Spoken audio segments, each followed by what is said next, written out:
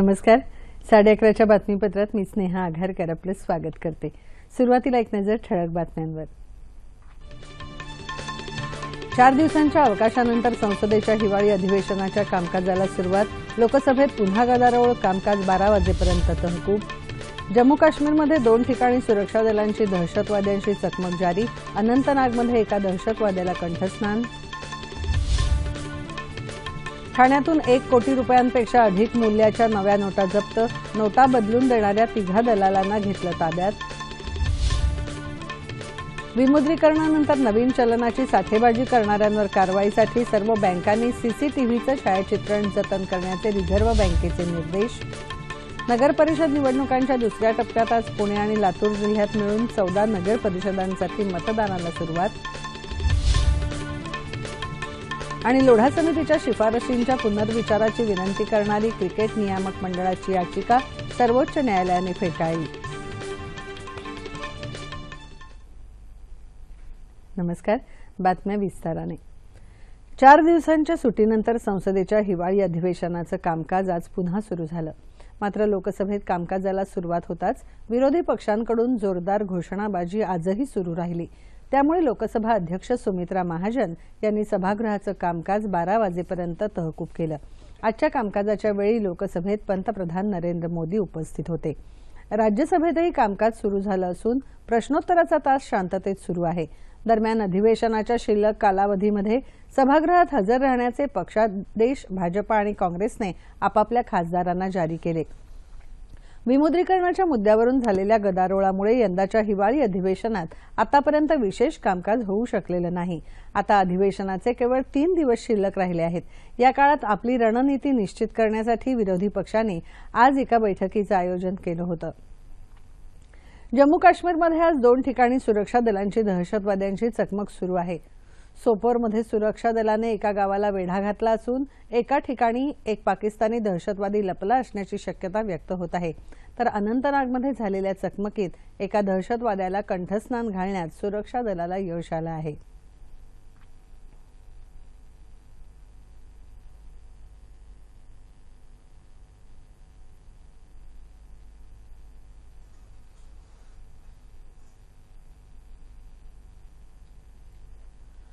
दलाली घेऊन जुन्या नोटा बदलून नव्या नोटा देणाऱ्या 3 व्यापाऱ्यांना काल रात्री ठाण्यात ताब्यात घेण्यात आलं.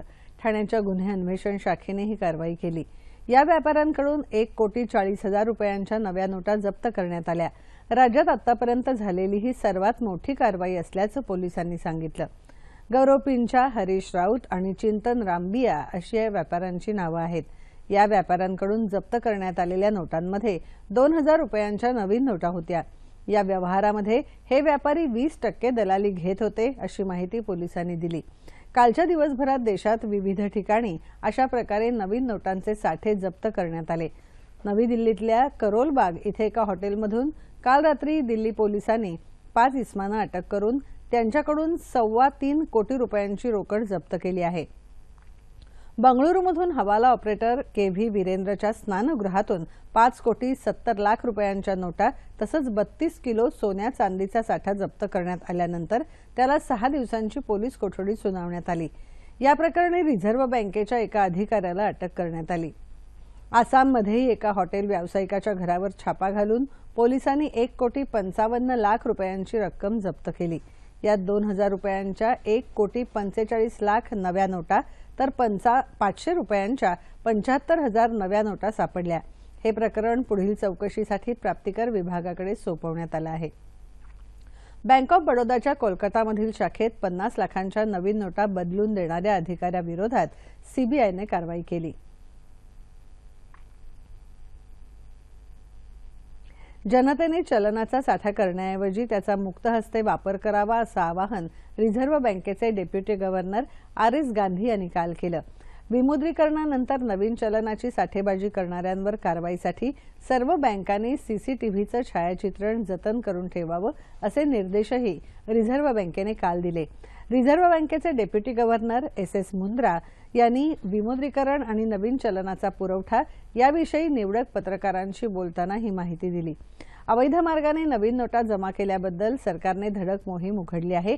अशावेळी या चित्रीकरणाच्या आधारे कडक कारवाई करणं शक्य होणार आहे, असं रिझर्व्ह बँकेने स्पष्ट केलं। यूपीए सरकारच्या कार्यकाळात भ्रष्टाचाराने कळस गाठला होता, पण तो निपटून काढण्यासाठी काँग्रेसने गेल्या 10 वर्षात एकही पाऊल उचललं नाही। आता राष्ट्रीय लोकशाही आघाडीने भ्रष्टाचार समूळ उपटून काढण्यासाठी मोहीम उघडली आहे। त्यामुळे काँग्रेसमध्ये अस्वस्थता निर्माण झाली आहे, याबद्दल आश्चर्य वाटत नाही, असा पलटवार वित्तमंत्री अरुण जेटली यांनी काल केला। नवी दिल्लीत ते प्रसार माध्यमांशी बोलत होते। सरकारच्या विमुद्रीकरणाचा निर्णय अर्थहीन आहे आणि त्यामुळे भ्रष्टाचार कमी होणार नाही, अशी टीका काँग्रेसचे नेते आणि माजी वित्तमंत्री पी चिदंबरम यांनी केली होती। त्याला काल जेटली यांनी उत्तर दिलं। विमुद्रीकरण आणि डिजिटल अर्थव्यवहारामुळे भविष्यात प्रत्यक्ष आणि अप्रत्यक्ष करात कपात होईल, असे संकेतही वित्तमंत्र्यांनी यावेळी दिले। काळ्या पैशाच्या बदल्यात नवीन चलन देणाऱ्यांवर कडक कारवाई करण्यात येईल, असा इशारा जेटली यांनी यावेळी दिला।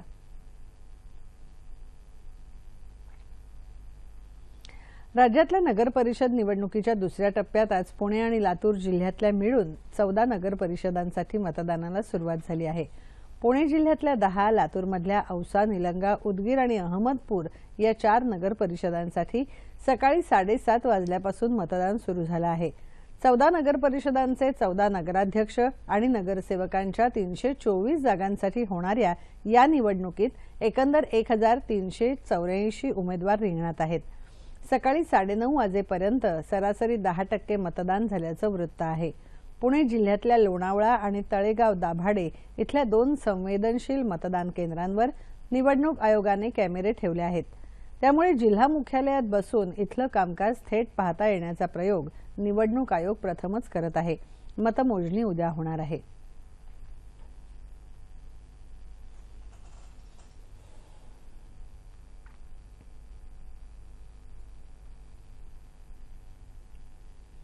मराठा आरक्षणाच्या संदर्भात तारांकित प्रश्न रद्द करून याच विषयावर आधी चर्चा करण्याची मागणी आज विरोधकांनी विधानसभेत कामकाजाला सुरुवात होताच लावून धरली। मात्र हा विषय नियम 97 नुसार होत नसल्याने तारांकित प्रश्न रद्द करू शकत नसल्याचं अध्यक्ष हरिभाऊ बागडे यांनी सांगितलं। आधी प्रश्नोत्तर होतील आणि नंतर चर्चा केली जाईल, अशी भूमिका बागडे यांनी घेतली। त्यानंतर विरोधकांनी हौद्यात उतरून घोषणाबाजी सुरू केली। या गोंधळातच प्रश्नोत्तराचा तास सुरू झाला। मात्र विरोधक सहकार्य करत नसल्याचं दिसल्याने सभागृहाचं कामकाज 20 मिनिटांसाठी तहकूब करण्यात आलं। सभागृहामध्ये आज शिवसेनेचे आमदार भगवे फेटे तर काँग्रेसचे आमदार भगव्या टोप्या घालून आले होते। यावेळी विरोधी पक्षनेते राधाकृष्ण विखे पाटील यांनी शिवसेनेच्या मराठा आरक्षणासंदर्भातल्या भूमिकेबाबत प्रश्नचिन्ह उपस्थित केलं। सत्तेमध्ये असताना या प्रश्नावर शिवसेनेने मुख्यमंत्र्यांशी चर्चा करून काही ठोस निर्णय घेणं अपेक्षित होतं, मात्र तसं ते करताना दिसत नाहीत। त्यांनी भगव्या फेट्याऐवजी काळ्या फिती लावायला हव्या होत्या, असा टोला विखे पाटील यांनी लगावला। त्यापूर्वी शिवसेना आमदारांनी आज विधानसभेच्या पायऱ्यांवर बसून मराठा आरक्षणाला समर्थन जाहीर करणाऱ्या घोषणा दिल्या, असं आमच्या प्रतिनिधी ज्योती आंबेकर यांनी कळवलं आहे। विधान परिषदेत आज सकाळी झालेल्या विशेष सत्रात मराठा, मुस्लिम, धनगर आणि लिंगायत समाजाच्या आरक्षणाबाबत विरोधी पक्षाने तसंच फक्त मराठा आरक्षणाबाबत सत्ताधारी पक्षाने नियम 260 अन्वये उपस्थित केलेली चर्चा पुढे सुरू झाली। राष्ट्रवादी काँग्रेसचे नरेंद्र पाटील यांनी या चर्चेत बोलताना मराठा नेतृत्वावर टीकेची झोड उठवली। मराठा नेतृत्वाने मराठी समाजाला न्याय देण्यासाठी काहीही प्रयत्न केले नाहीत, असं सांगत मराठा समाजाचा वापर फक्त निवडणुकांसाठी झाला, असा आरोप त्यांनी केला। मराठी समाजाला 24% आरक्षण मिळायला हवं, अशी मागणी नरेंद्र पाटील यांनी यावेळी केली। ही चर्चा सुरू असताना सभापतींनी विनायक मेटे यांना बोलण्याची पुन्हा संधी दिल्यामुळे जयंत पाटील यांनी आक्षेप घेतला। यावेळी झालेल्या गोंधळामुळे तालिका सभापती अनंत गाडगीळ यांनी कामकाज 10 मिनिटे स्थगित केलं। कामकाज सुरू झाल्यानंतर मराठा समाजाचा आज मोर्चा आहे, त्यामुळे जयंत पाटील सभागृहाच्या कामकाजात जाणून बुजून अडथळे आणून मेटेंचं भाषण जाणीवपूर्वक अडवत आहेत, असा आरोप भाजपचे प्रवीण दरेकर यांनी केला।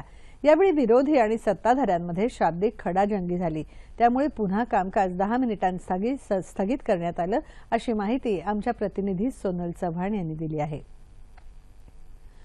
विविध मागण्यांसाठी आज विधान भवनावर मराठा कुणबी क्रांती मोर्चा काढण्यात येणार आहे। कोपर्डी घटनेतल्या आरोपींना फाशी देण्यात यावी, मराठा समाजाला आरक्षण देण्यात यावं आणि स्वामीनाथन आयोगाच्या शिफारसी लागू कराव्यात आदी मागण्यांसाठी हा मोर्चा काढण्यात येणार आहे। धंतोली इथल्या यशवंत स्टेडियमवरून मोर्चाला सुरुवात होणार आहे। यासाठी पोलिसांचा चोख बंदोबस्त ठेवण्यात आला आहे। चलन टंचाईवर मात करण्यासाठी ग्रामस्थांनी रोकडरहित अर्थव्यवहार कसे करावेत याची माहिती देण्याकरता वाशिम इथे काल कार्यशाळेचं आयोजन केलं होतं।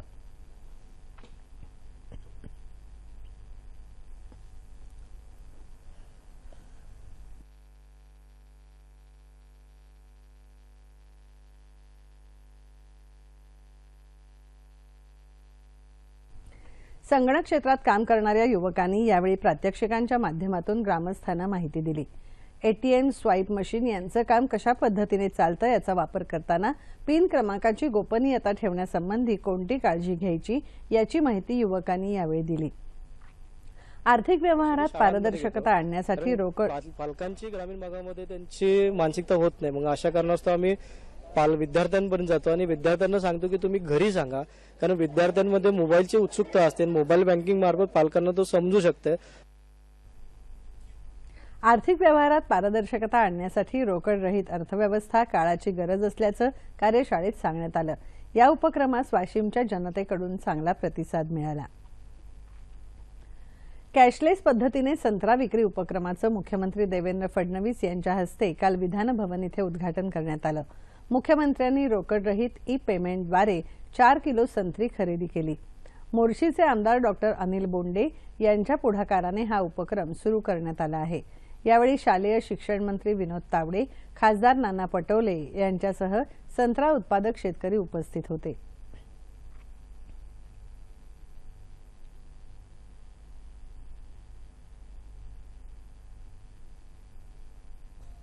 मुबलक पैसा असलेल्या लोकांनी त्या पैशाला सामाजिक बांधिलकीची दिशा दिली तर अनेक गरिबांची स्वप्नपूर्ती होऊ शकते। औरंगाबाद इथल्या लासूर इथल्या एका दाम्पत्याच्या उदात्त संकल्पातून 108 गरिबांना हक्काचं घर मिळणार आहे। धनाढ्य कुटुंबातला लग्न सोहळा म्हणजे मोठा थाटमाट अपेक्षितच असतो। या समजाला बगल देत औरंगाबादेतल्या लासूरच्या मुनोत कुटुंबियानं मोठा आदर्शच घालून दिलाय। त्यामागे आहे पंतप्रधान नरेंद्र मोदी यांच्या प्रत्येकाला घर मिळवून देण्याची प्रेरणा। ही भेट नाही म्हणणार मी कोणाला, हे माझं कर्तव्य होतं समाजाप्रती आणि मी समाजाला देतोय। आणि खूप असे लोक आहेत की ज्यांना निवारा नाही आहे, ज्यांना घर नाही आहे, ते खूप कष्ट करतात रात्रंदिवस, त्यांचे जीवन गेलं आणि विटेवर वीट चढवू शकले नाही ते। अशा लोकांना आपण काहीतरी केलं पाहिजे त्यांच्यासाठी। आम्हालाही त्या गोष्टीमध्ये थोडं बरं वाटलं। मुलीच्या लग्नात मोठा थाटमाट करणं सहज शक्य असताना त्यांनी लग्न साधेपणानं करायचं ठरवलं। तो खर्च 108 घरांच्या उभारणीसाठी वापरायचा संकल्प त्यांनी गेल्या सप्टेंबरमध्ये सोडला। मग 2 ऑक्टोबरला नियोजित 4 एकर जागेत भूमिपूजन झालं। सगळं घरच हा प्रकल्प पूर्ण करण्याच्या कामासाठी झटून बांधकाम स्थळीच मुक्कामाला राहिलं। पाहता पाहता 90 घरांची सुसज्ज अशी वनरूम किचनची वसाहत उभी राहिली। 12 डिसेंबरला मुलीचं लग्न मुनोत यांनी लावून दिलं। त्याबरोबरच 90 गरिबांना हक्काचं घर मिळालं। मला गर्व आहे की मी पण एक नवीन लाईफ मध्ये एंटर करते आणि त्याच्यासोबत माझ्यासोबत खूप लोकांना नवीन घर म्हणजे खूप लोकांना पण नवीन आयुष्य मिळतं आणि त्यांना घरं मिळतात। तर मला या गोष्टीचा प्रचंड आनंद आहे। येऊन जाऊन ड्युटी करणं, महिना भरणं माझ्याकडून शक्य नव्हतं। 2 मुलं आहे मला आणि परत माझे मिस्टर वारलेले 10 वर्षापासून। 2 मुलं सासूबाई सांभाळणं म्हणजे माझ्यावर जिम्मेदारी। खूप चांगलं झालं मला घर दिलं तर। लवकरच आणखी 18 घरांचं कामही पूर्ण होणार आहे। यातली काही घरं गरीब घरातल्या शिक्षण घेत असलेल्या मुलांसाठी राखीव आहेत। त्यांच्यासाठी ग्रंथालयाची सोय केली आहे। प्रबोधनात्मक कार्यक्रमासाठी खुला रंगमंचही तयार केलाय। वसाहतीत पक्के रस्ते, पिण्याच्या पाण्यासाठी खास शुद्ध पाण्याचा प्लांट सुद्धा लावलेला आहे। घराचं वाटप करताना इथं कुणीही व्यसनी असू नये याची काळजी घेण्यात आली आहे। देशभरात थाटात लग्न सोहळे करणाऱ्यांनी असा आदर्श घेतला तर एक सुंदर स्वप्न मुनोत यांनी घालून दिलेल्या पायंड्यानं दाखवून दिलं आहे। भारतातलं पहिलं आंतरराष्ट्रीय गणवेश आणि वस्त्र प्रदर्शन राज्यात सोलापूर इथे 5 ते 7 जानेवारीला आयोजित करण्यात आलं आहे, अशी माहिती सोलापूर तयार कपडे संघाचे अध्यक्ष निलेश शहा यांनी काल मुंबईत पत्रकार परिषदेत दिली.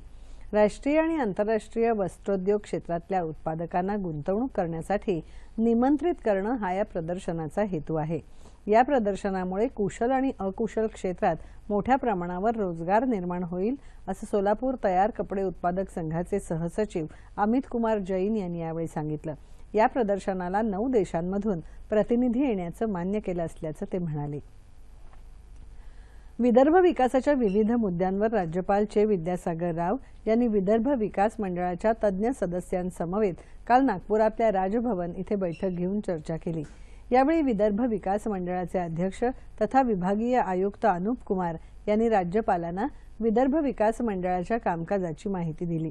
आश्रमशाळांचा शैक्षणिक दर्जा सुधारण्यासाठी ओडिसा तसंच भुवनेश्वर इथल्या कलिंगा मॉडेलच्या धर्तीवर गडचिरोली जिल्ह्यातल्या आश्रमशाळांचा विकास व्हावा, माता बालमृत्यू आणि कुपोषणावरील खर्च तपासण्यात यावा, तसंच आरोग्य, महिला आणि बालकल्याण विभागाच्या कार्याचं स्वतंत्रपणे नियमित मूल्यमापन करण्यात यावं, अशी मागणी डॉक्टर आनंद बंग यांनी यावेळी केली. नवी मुंबईच्या कामोठे परिसरात दूषित पाण्याचा पुरवठा होत असल्यामुळे त्रस्त झालेल्या नागरिकांनी सिडकोच्या पाणीपुरवठा विभागाला आपल्या समस्यांचं निवेदन सादर केलं आहे. संतप्त नागरिकांनी सिडकोच्या कार्यालयातल्या अधिकाऱ्यांकडे परिस्थितीची प्रत्यक्ष पाहणी करण्याचा आग्रह धरला आणि दूषित पाणी पिऊन बघण्याची मागणी केली.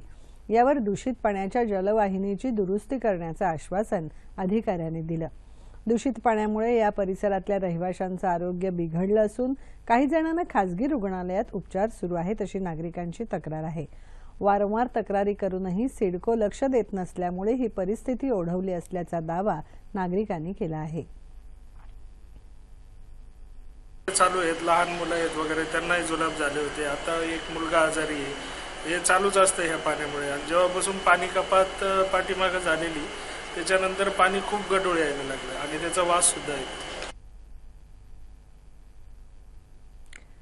नवीन विद्यापीठ कायद्यामुळे शिक्षक आणि विद्यार्थ्यांना जास्त स्वायत्तता मिळेल आणि विद्यार्थ्यांना नेतृत्व करण्याची संधी लाभेल, असा विश्वास मुंबई विद्यापीठाचे कुलगुरू डॉक्टर संजय देशमुख यांनी काल सिंधुदुर्ग जिल्ह्यातल्या कुडाळ येथे महाविद्यालयीन विद्यार्थ्यांशी संवाद साधताना व्यक्त केला.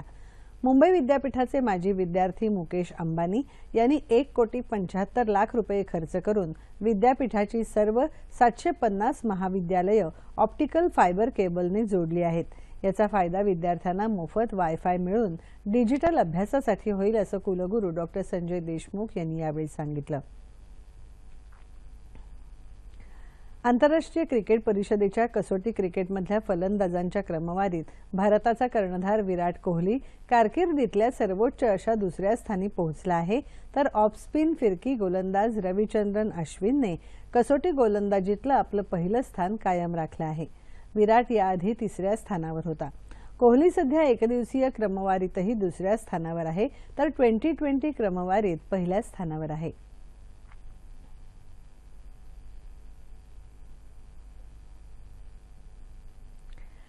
न्यायमूर्ती लोढा समितीच्या शिफारशींसंदर्भात सर्वोच्च न्यायालयाने दिलेल्या निर्णयाचा फेरविचार करण्याची मागणी करणारी बीसीसीआयची याचिका सर्वोच्च न्यायालयाने फेटाळली आहे.